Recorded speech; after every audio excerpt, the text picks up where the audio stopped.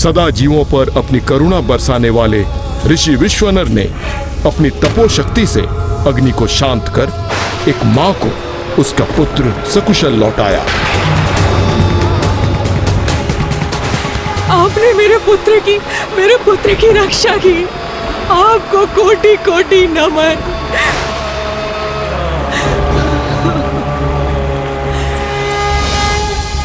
ऋषिवर तो अवश्य एक महात्मा ही थे।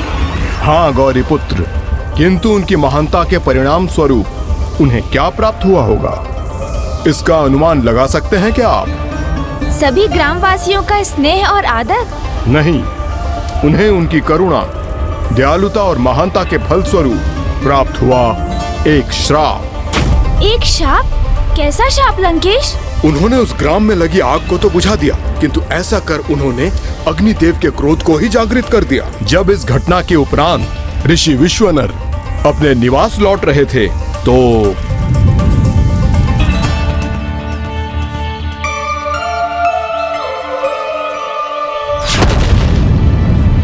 कदाचित आपको ज्ञात नहीं है ऋषिवर कि मेरी अग्नि का एक छोटा अंगारा भी आपके साथ इस संपूर्ण वन को भी भस्म कर सकता है।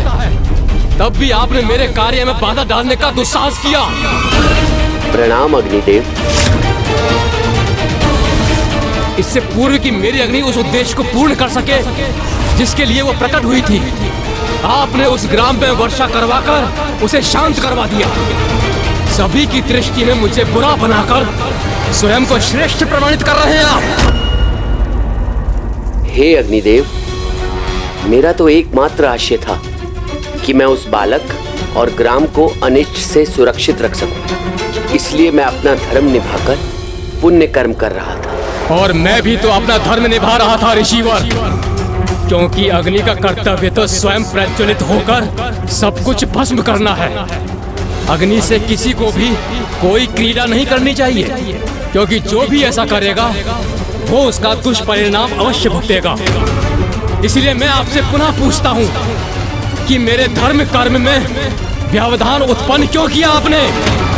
क्षमा कीजिए अग्निदेव, मैं तो आगे भी ऐसा ही करता रहूंगा, क्योंकि मुझे पूर्ण विश्वास है कि यही उचित कर्म है और यही मेरा धर्म भी। आप अपनी मर्यादा भूल रहे हैं ऋषिवर। नहीं अग्निदेव, अपनी शक्ति की मर्यादा तो आप लांघ रहे हैं। आपका कार्य तो प्रकृति में जीवन का सहायक बनना है, किंतु आप तो प्रतिदिन अपनी ज्वाला के प्रकोप से निर्दोष जीवों और वनों को भस्म कर देते हैं। क्या इस प्रकार नित्य अग्नि का प्रकोप अनिवार्य है? जिस घृत को मुझे समर्पित कर यज्ञादि में चढ़ाया जाता है उसका पाचन करना अनिवार्य है, अन्यथा किसी को भी यज्ञ का उचित फल प्राप्त नहीं होगा। इसीलिए जहाँ भी कोई किसी प्रकार की असावधानी करेगा वहाँ अग्नि का विस्तार होगा, जो विस्तारित होकर अपने मार्ग में आने वाले प्रत्येक जीव जंतु और प्रत्येक वस्तु को भस्म करेगी। और यही मेरा धर्म है और यही मेरा कर्म है। किंतु हे अग्निदेव, इन निर्दोष जीवों को क्यों भस्म होने पर विवश होना पड़ता है? ये तो सर्वथा अनुचित है। इसलिए मेरे समक्ष यदि आपकी अग्नि किसी निर्दोष जीव को यातना देगी तो मैं अपने तपोबल के प्रभाव से उसे रोककर उस निर्दोष जीव की रक्षा करूंगा। प्रतीत होता है ऋषिवर कि आप स्वयं को देवताओं से भी उच्च श्रेणी का मान बैठे हैं। हमारे कार्य में हस्तक्षेप करने का आपको अवश्य दंड प्राप्त होगा। किंतु अग्निदेव, आपको श्राप देता हूँ कि जिस अग्नि को आप बार बार रोक रहे हैं वही अग्नि आपकी संतान की आयु के 13वें वर्ष के आरंभ में उसकी मृत्यु का कारण बनेगी। और तब मंत्र शक्ति से भी आप अपनी संतान की रक्षा नहीं कर सकेंगे।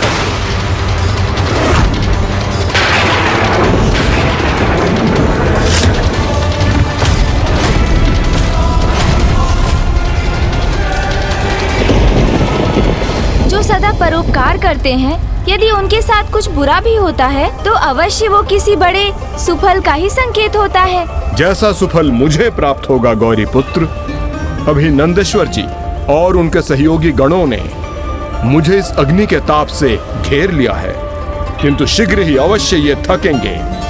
तब मैं प्रभु के आत्मलिंग को लंका ले जाकर स्थापित करूंगा, जिससे मेरी लंका शिवधाम बन जाएगी, और उसके लिए मुझे जितना भी ताप और कष्ट सहना पड़े मैं सहूंगा।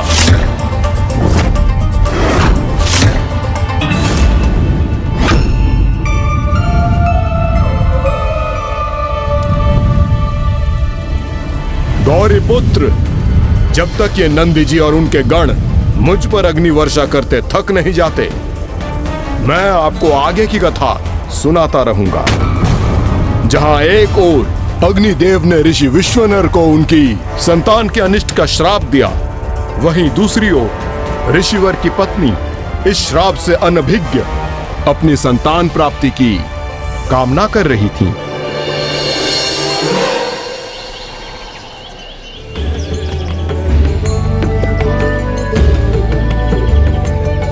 स्वामी, मैं अब मातृत्व का सुख भोगने की इच्छुक हूँ। कि जिस अग्नि को आप बार बार रोक रहे हैं, वही अग्नि आपकी संतान की आयु के 13वें वर्ष के आरंभ में उसकी मृत्यु का कारण बनेगी। मुझे तो अग्निदेव का शाप है, इसलिए मैंने संतान प्राप्ति का कोई प्रयास ही नहीं किया। किंतु देवी सुचिष्मति को शाप के विषय में ज्ञात नहीं होना चाहिए। स्वामी, जब भी मैं अपनी ये इच्छा व्यक्त करती हूँ, आप मुंह क्यों फेर लेते हैं?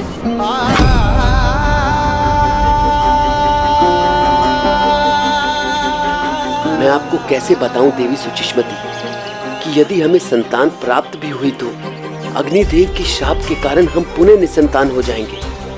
आज आप संतान रहित रहने का दुख नहीं सह पा रही हैं, तो कल जब संतान होने के उपरांत उसे खोने पर विवश होंगी तो वो दुख कैसे सहेंगी आप? कब तक हम इन पौधों का लालन पालन करते रहेंगे? मैं चाहती हूँ स्वामी कि हमारी भी एक संतान हो, जिसे मैं अपनी गोद में लेकर उसके साथ क्रीड़ा कर सकूं, जिसकी किलकारियों से हमारा गृह और आंगन गूंज उठे। मुझे बताइए स्वामी, हम संतान का सुख कैसे प्राप्त कर सकते हैं? यदि इसके लिए हमें कोई तपस्या करने की आवश्यकता है तो मैं उसके लिए भी प्रस्तुत हूँ। आप उचित कहती हैं देवी। अब तो मात्र तब से ही हमें ऐसी संतान प्राप्ति हो सकेगी जिसका कोई अनिष्ट नहीं कर सकेगा, अग्निदेव भी नहीं।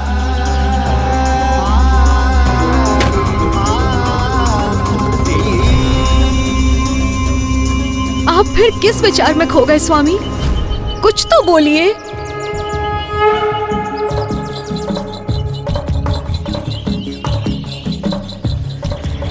आपकी इच्छा अवश्य पूर्ण होगी देवी।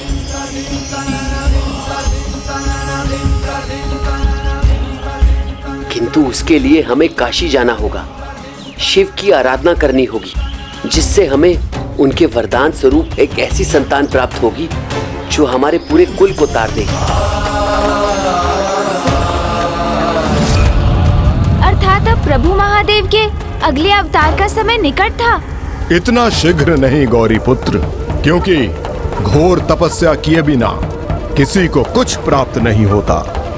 जैसे मैंने तपस्या की, तब जाकर मुझे प्रभु का आत्मलिंग प्राप्त हुआ, जिन्हें नंदी और उनके सहयोगी गण मुझसे छीनना चाहते हैं।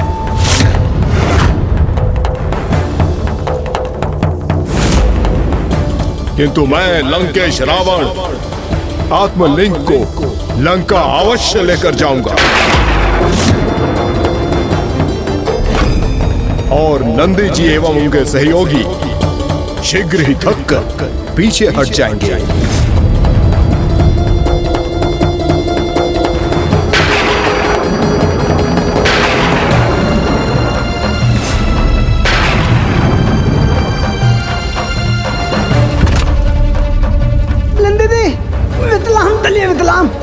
वितलाम तलिए लेंदे दे लेंदे दे।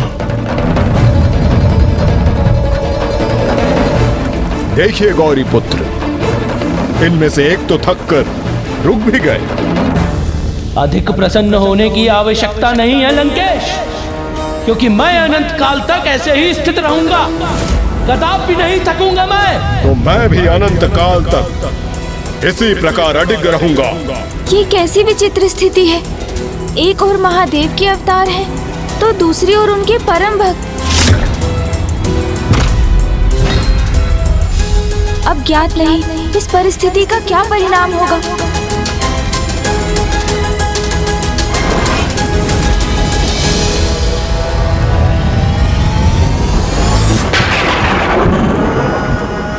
अब जब तक ये दूसरे गण अपने संपूर्ण तपोबल को खोकर निर्बल ना हो जाए, आप आगे की कथा सुनिए गौरी पुत्र। संतान प्राप्ति की अभिलाषा लिए जैसे ही ऋषिवर सपत्नीक आत्मवीरेश्वर सिद्धपीठ पहुंचे, वैसे ही उन दोनों ने फलाहार और जल का पान करते हुए वहां निरंतर प्रभु शिव शंकर शंभु के वीरेश्वर लिंग की पूजा आरंभ कर दी।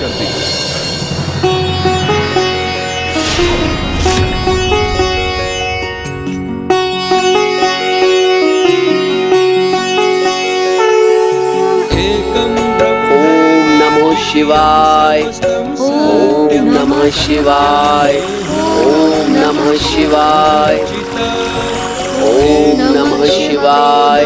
द्वितीयायस्थे तस्मादेकं त्वां प्रपद्ये सदाहम्।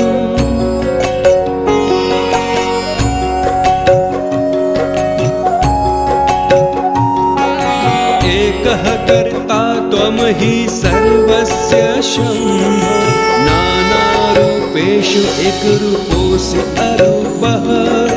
यद्वत् प्रत्यप्सु अर्कः एकोऽपि अनेकः, तस्मात् नान्यं त्वां विने। और अगले 12 माह के लिए दोनों प्रभु शिव शंकर शंभु की पूजा में लीन रहे। 12वें माह के अंतिम दिवस पर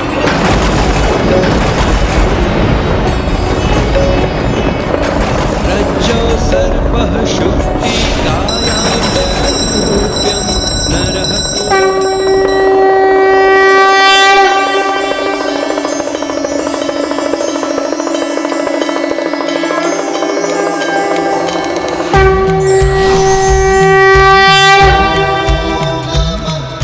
प्रभु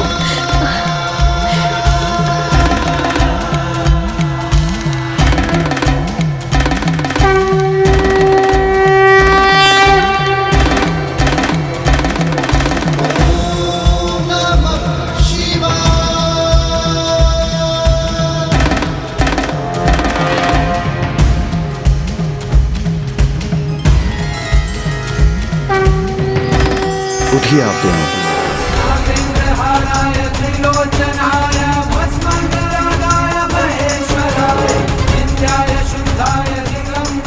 आपकी पूजा पूर्ण हुई। बताइए मुझसे क्या अभिलाषा है आपकी? प्रभु आपको तो सब ज्ञात है, आपसे कहां अपने भक्तों की कोई अभिलाषा छुपी रह सकती।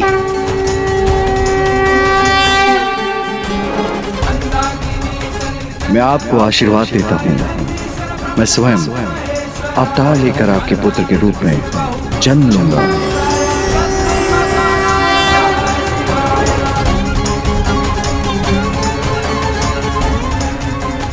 और पिछले 12 माह से जिस स्रोत का आपने निरंतर जाप किया है, उस स्रोत को अभिलाषाष्टक स्रोत के नाम से जाना जाएगा।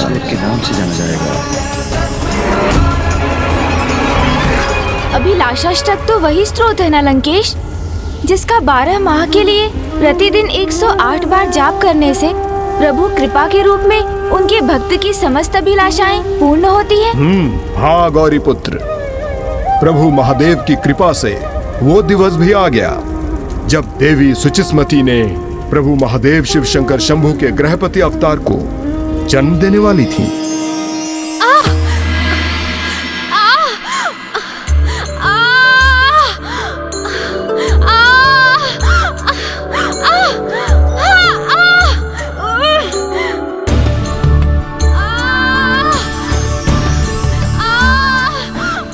सर्वत्र ऐसे शुभ संकेत दिखाई दे रहे हैं मुझे, जैसे संपूर्ण ब्रह्मांड आनंद तरंगों से पुलकित हो गया है।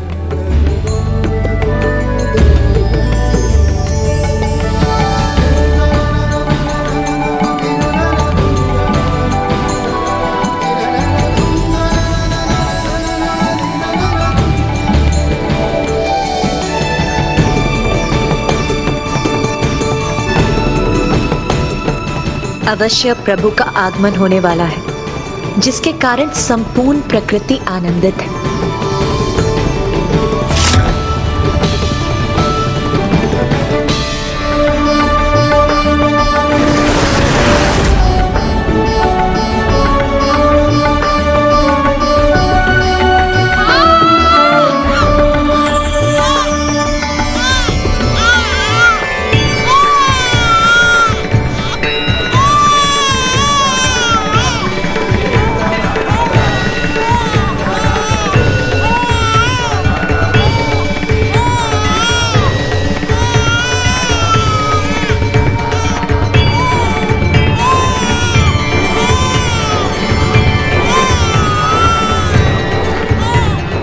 ऋषिवर, पुत्र हुआ है।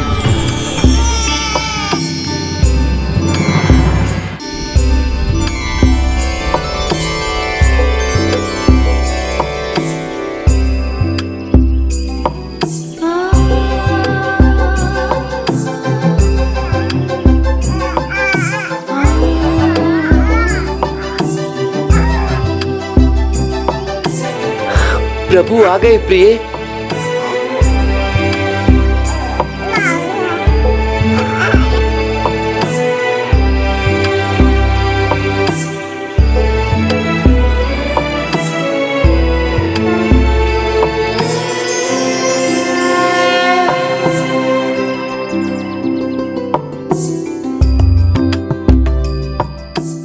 इसमें तो मुझे मेरे प्रभु महादेव ही दिखाई दे रहे हैं। इसलिए हम अपने पुत्र का नाम अपने प्रभु के अनेकों नामों में से किसी एक नाम से संबोधित करेंगे। हमारे पुत्र का नाम होगा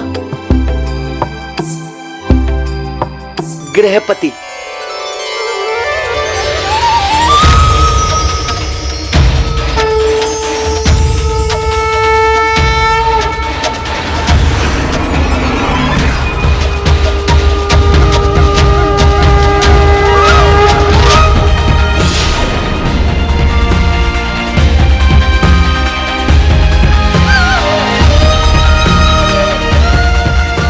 स्वयं प्रभु ने अवतार लिया था। प्रकृति आनंदित थी। ऋषि विश्वानर एवं सुचिस्मति की प्रसन्नता की तो कोई सीमा ही नहीं थी।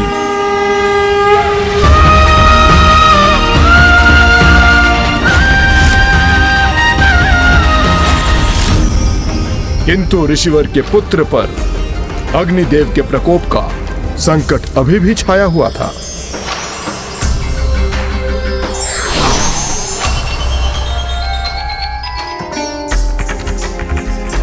आज आप जितने प्रसन्न हैं ऋषिवर, दुर्भाग्यवश कल आपको उससे कहीं अधिक दुखी होना पड़ेगा।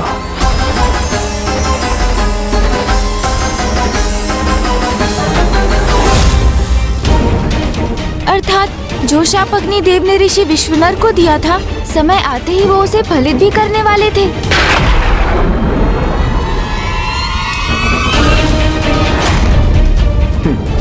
अब तो श्रृंगी जी की शक्ति भी शिथिल पड़ती जा रही है। मेरी शक्तियां क्षीण पड़ रही हैं और मैं अपना संतुलन खो रहा हूँ। तिलंगे दे। आप तीते आइए तिलंग दीदी आइए।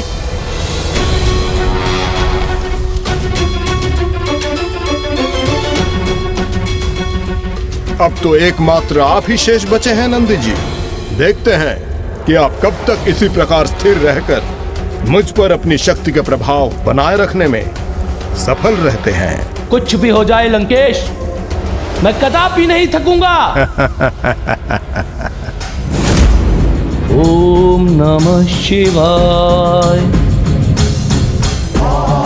ओम नमः शिवाय। ओम थकेंगे आप, अवश्य थकेंगे आप नंदी जी, किंतु लंकेश रावण को उसके स्थान से तनिक भी नहीं डिगा सकेंगे आप। ये तो आपका सौभाग्य है लंकेश कि आपके हाथों में प्रभु के आत्मलिंग हैं, अन्यथा मैंने अपनी तपोशक्ति से आपको कब का भस्म कर दिया होता। आत्मलिंग मेरे पास है, ये तो आपका भी सौभाग्य है नंदी जी, अन्यथा मैं इस विचित्र वन को एक भीषण और भयानक युद्ध स्थल में परिवर्तित कर देता।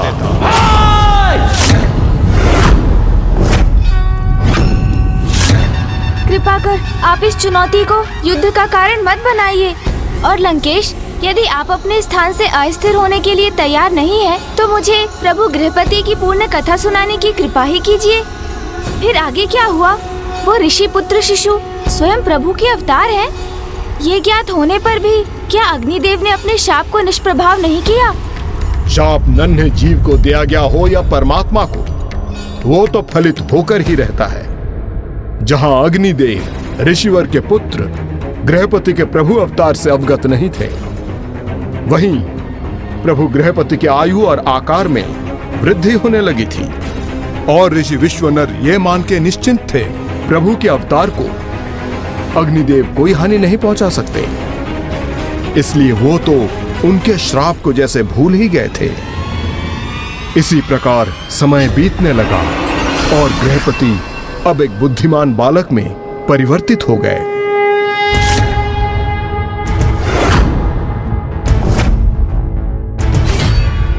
त्रयंबकं सदाशिवं नमामि हे उमापति जय नीलकंठ जय अनंत नमोस्तुते नमोस्तुते। हो भोलेनाथ भक्त के हो कष्ट से निवारते, ये सृष्टि सारी संकटों से जीवी है उबारते। ओम नमः शिवाय, ओम नमः शिवाय, ओम नमः शिवाय, ओम नमः शिवाय, ओम नमः शिवाय, ओम नमः।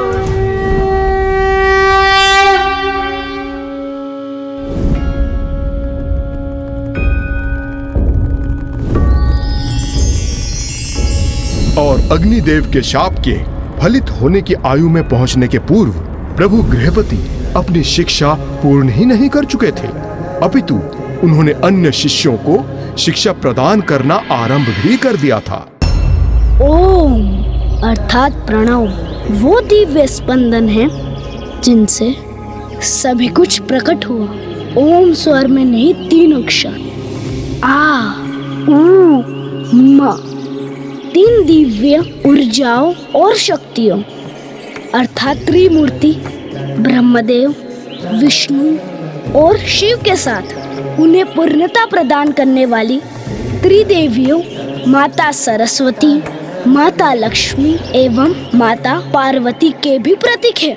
इसलिए ओम से ही संसार के सृजन, पालन एवं परिवर्तन की तीनों अवस्थाओं का नियंत्रण होता है।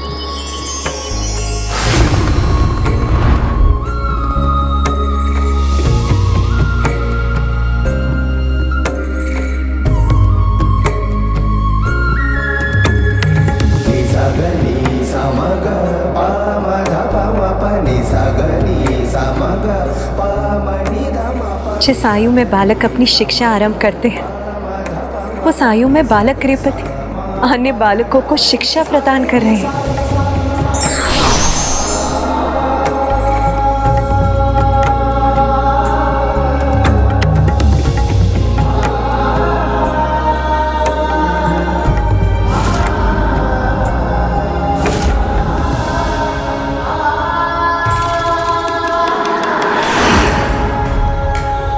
प्रभु महादेव के अन्य अवतारों में उनके बाल स्वरूप के दर्शन के उपरांत अब पुनः हमें वही सौभाग्य प्राप्त हुआ है। प्रभु गृहपति के बाल स्वरूप को देखकर मेरा मन तो यही करता है कि इनकी दिव्यता को निहारती ही रहूं। क्या हुआ प्रभु, आप अचानक से इतने चिंतित क्यों हो गए? अभी तो हम मन भरकर प्रभु के इन सौम्य बाल रूपों का दर्शन भी ना कर सके, और अब इनके जीवन पर संकट छाने वाला है।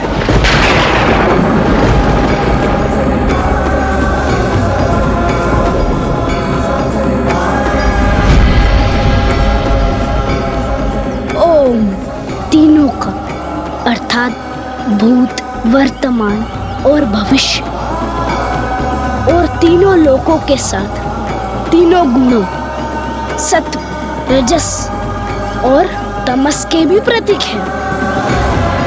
इसलिए ओम स्वर के जाप का उचित प्रभाव हमें तभी प्राप्त होगा जब हम इसका उच्चारण 3 बार अवश्य करेंगे,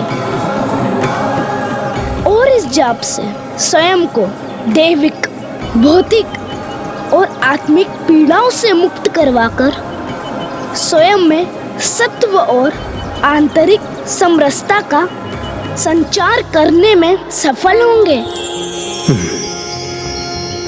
अद्भुत। सर्वे भवन्तु सुखिनः, सर्वे सन्तु निरामया, सर्वे भद्राणि पश्यन्तु मा कश्चित् दुःखभाग् भवेत्। प्रणाम ब्रह्मदेव। प्रणाम ब्रह्मदेव। ॐ त्र्यम्बकं यजामहे सुगन्धिं पुष्टिवर्धनम् उर्वारुकमिव बन्धनान् मृत्युर्मुक्षीयमामृता।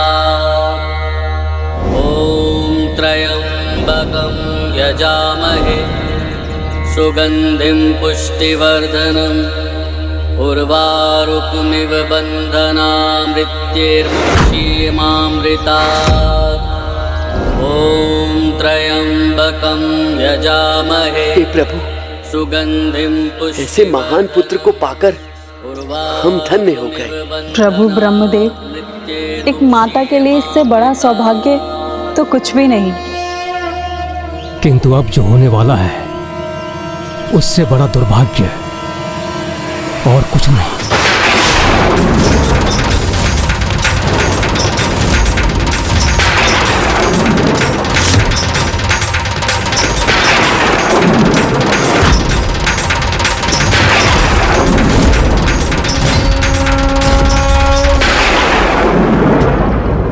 ऐसा क्या होने वाला है प्रभु? अर्थात देवी सुषमामती को अग्निदेव के श्राप का कोई ज्ञान नहीं। कहीं ब्रह्मदेव अग्निदेव की शाप का उल्लेख तो नहीं कर रहे हैं? मैं अग्निदेव आपको श्राप देता हूँ कि जिस अग्नि को आप बार बार रोक रहे हैं, वही अग्नि आपकी संतान की आयु के 13वें वर्ष के आरंभ में उसकी मृत्यु का कारण बनेगी। क्या आपने अभी तक देवी सुषमामती को उसके बारे में अवगत नहीं कराया?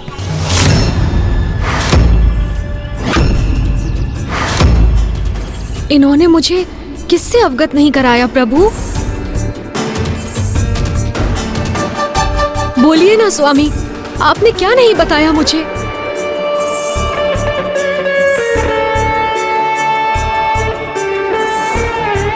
मुझे क्षमा करें प्रभु, मैं ये सच अभी भी बताने में असमर्थ हूँ।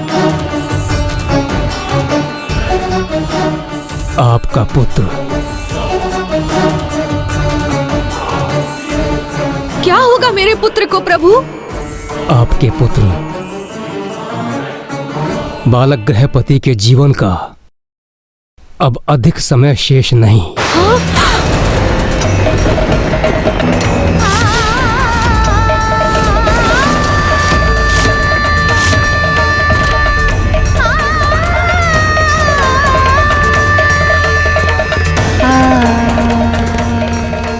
नहीं, ऐसा नहीं हो सकता।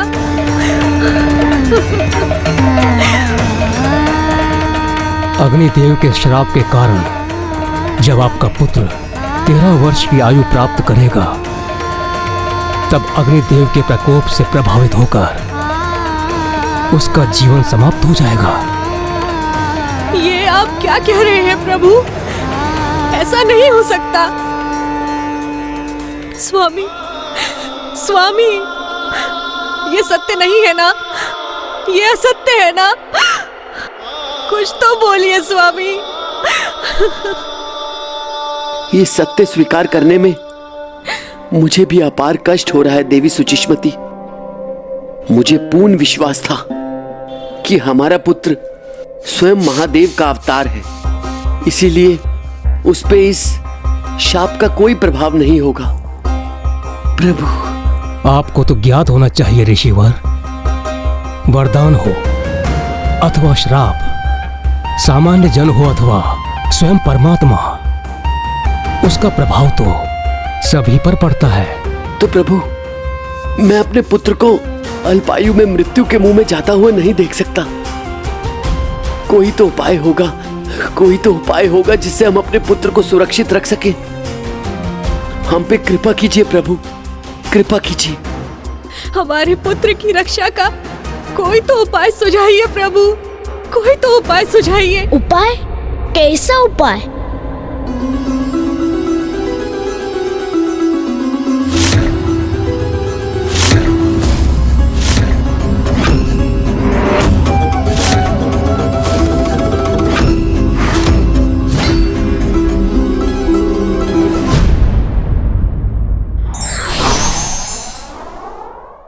प्रत्येक समस्या के जड़ में ही उसका समाधान भी छिपा होता है, इसलिए व्यक्ति को हताश हुए बिना प्रयास अवश्य करते रहना चाहिए।